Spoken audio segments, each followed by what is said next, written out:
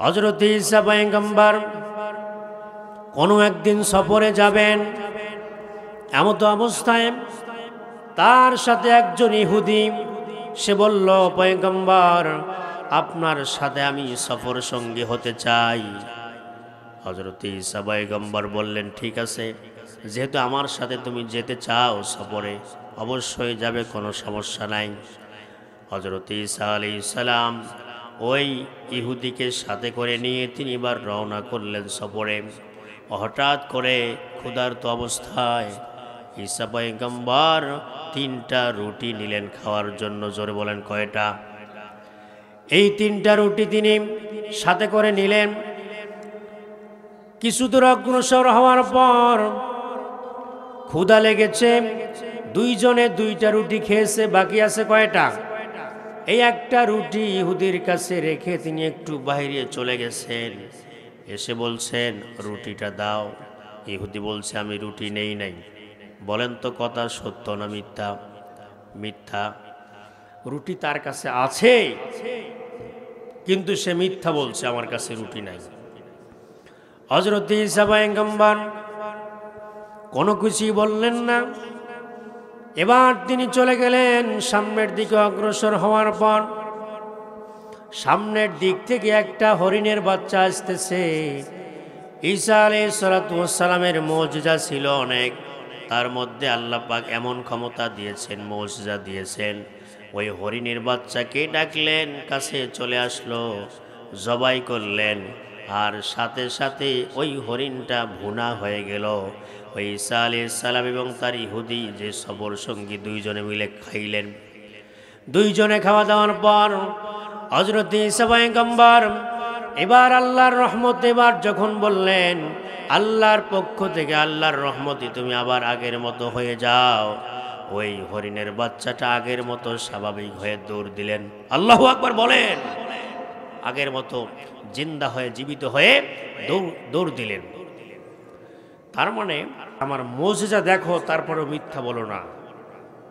কিন্তু ইহুদি এমন নাছরবান্দা, আবার জিজ্ঞাসা করলেন, তুমি কি রুটিটা নিয়েছো? বলে, না, আমি রুটি নেই না।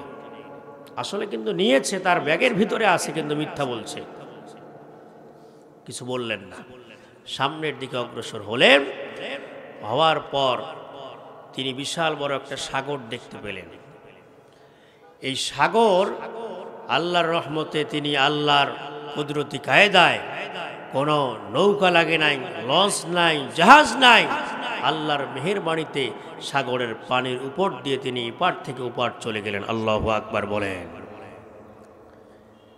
পার হওয়ার পর আবার ইহুদিকে বলছে, তুমি সত্যি করে বলো, যেই আল্লাহর মেহেরবাণীতে আমরা সাগরের এপার থেকে ওপার পর্যন্ত পৌঁছালাম, সে আল্লাহর কসম করে বলছি, রুটিটা কে নিয়েছে, সত্যি করে বলো। ইহুদি বলছে, না, রুটি নেই নাই। আর কিছু বললেন না। সামনের দিকে অগ্রসর হলেন। হযরত ঈসা আলাইহিস সালাম সামনের দিকে দেখলেন বিশাল বড় একটা বালুর স্তূপ দেখা যায়। সেখান থেকে কিছু বালু তিনি নিলেন, ছোট্ট একটা স্তূপ করলেন। এবার আল্লাহকে বললেন, আল্লাহ, তোমার পক্ষ থেকে আমাকে একটা ক্ষমতা দিয়ে দাও। হযরত ঈসা আলাইহিস সালাম ওই বালুকে লক্ষ্য করে বললেন, বালুরে, এই মুহূর্তে তুমি বালু না থেকে স্বর্ণ হয়ে যাও। জোরে করে আল্লাহু আকবার। কি হয়ে যাবে? হযরত ঈসা আলাইহিস সালাম যখন এই কথা বললেন, সঙ্গে সঙ্গে সেই ছোট্ট বালুর স্তূপটা স্বর্ণের স্তূপ হয়ে গেল। এবার সেই স্বর্ণগুলো 3 ভাগ করলেন। 3টা ভাগ করে ইহুদিকে বলছে, একটা ভাগ আমার, একটা ভাগ তোমার, আর একটা ভাগ তার, যে রুটি নিয়েছে অথবা রুটি খেয়েছে তার। আমার মুসলমান ভাইরা, এই লোভনীয় অফার যখন পেলেন, এবার ইহুদি আর লোভ সামলাতে পারলেন না। তিনি চিন্তা করলেন, এবার জীবন যায় যাক, আমাকে মিথ্যা কথা বলে এই স্বর্ণের ভাগ নিতেই হবে। এবার আমাকে স্বীকারোক্তি দিতেই হবে। লোভ সামলাতে না পেরে ইহুদি বলছেন, হুজুর, রুটি আমার কাছে আছে, আমি নিয়েছি। বলেন তো, লোভ আছে না নাই? কিসের লোভ? স্বর্ণের লোক, স্বর্ণ নিতেই হবে। তখন বলছে আমার কাছে রুটি আছে। ঈসা পয়গম্বর বললেন যে শুধুমাত্র এই 2 ভাগ তোমার না, এই 3টা ভাগেই তুমি নিয়ে যাও, এই 3 ভাগেই তোমার। মহা খুশি। ই ডাবল, কি ডাবল? ই ডাবল স্বর্ণ তিনি নিচ্ছেন। নেওয়ার পর ঈসা পয়গম্বর তার কাছ থেকে সেপারেট হয়ে গেলেন, ফারেক হয়ে গেলেন, চলে গেলেন। কিছুক্ষণের মধ্যেই 2 জন ডাকাত চলে এসেছে।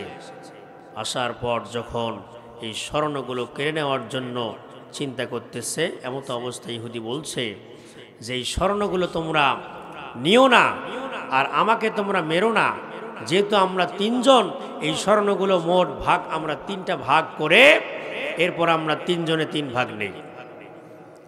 তখন ডাকাতের 2 জন বলছে ঠিক আছে, তবে ভাগ করা শুরু করে দেই, তুমি কিছু খাবার নিয়ে আসো।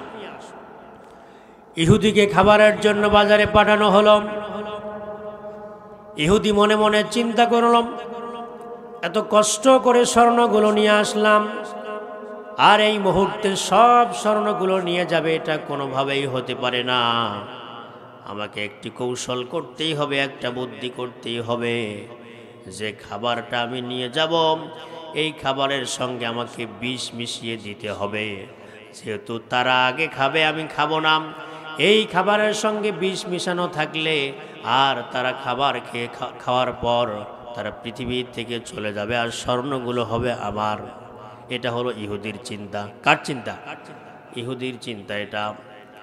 কিন্তু যেই 2 জন ডাকাত, এরা আবার চিন্তা করতেছে কোনোভাবেই তাকে স্বর্ণের ভাগ দেওয়া যাবে না। যখন সেই ইহুদি আসবে, আমরা তাকে হত্যা করে পৃথিবীর থেকে বিদায় করে দেব, আর আমাদের সবগুলো হয়ে যাবে স্বর্ণ। 2 গ্রুপের 2 চিন্তা। কয় চিন্তা? 2 গ্রুপের 2 চিন্তা। যেই পরিকল্পনা সেই কাজ। এই ইহুদি যখন খাবারগুলো নিয়ে আসলেন, খাবারের সঙ্গে বিষ মিশিয়ে সঙ্গে সঙ্গে ওই 2 জন ডাকাতকে দিলেন। এবার ডাকাতেরা এই খাবার না খেয়ে আগের পরিকল্পনা যেই ছিল, সঙ্গে সঙ্গে ইহুদিকে হত্যা করে পৃথিবীর থেকে চলে গেল, বিদায় করে দিল। এবার তারা চিন্তা করলো, যেহেতু একজনকে হত্যা করেছে, আর কোনো ঝামেলা নাই, এবার আরামে খাবারগুলো খেয়ে তারপরে স্বর্ণ নিয়ে বাড়িতে যাব। বলেন তো সেই খাবারের মধ্যে মিশানো আছে কি? কথা বলেন।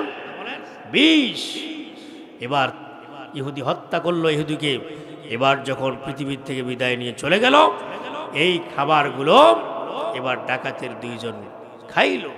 খাওয়ার পর তারাও পৃথিবীর থেকে বিদায় নিল। লোক 3 জন বিদায় হলো, পরে আছে স্বর্ণ। পরে আছে কি? স্বর্ণ পরে আছে, লোক নাই। বেশি লোভ করেছিল। বেশি কি করেছিল? লোভ করেছিল। এই বেশি লোভ করার কারণে দেখেন স্বর্ণও গেল, জীবনও গেল। এই জন্য আমার ভাইরা, এতটুকু চিন্তা আমরা করি না। আজকে আমরা সেই রিজিকের পিছনে আমরা ছুটছি। এটা করলে মনে হয় ভালো হবে, এটা করলে মনে হয় আমার 10 তলা বিল্ডিং হবে, এটা করলে গাড়ি করতে পারবো। কিন্তু আমার হায়াত এভাবেই চলে যাচ্ছে, এটা নিয়ে আমার কোনো টেনশন নাই। কথা বলেন, কথা ঠিক কিনা?